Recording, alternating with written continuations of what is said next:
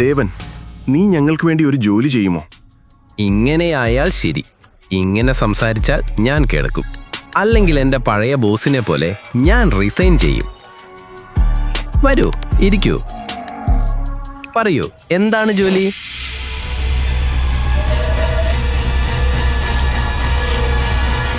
എന്റെ മകൾ നന്ദിതയ്ക്ക് ബോഡിഗാർഡായിട്ടാണ് നിന്നെ നിയോഗിക്കുന്നത്. ഒരു കോളേജ് വിദ്യാർത്ഥിനിക്ക് എന്തിനാണ് ബോഡിഗാർഡ്?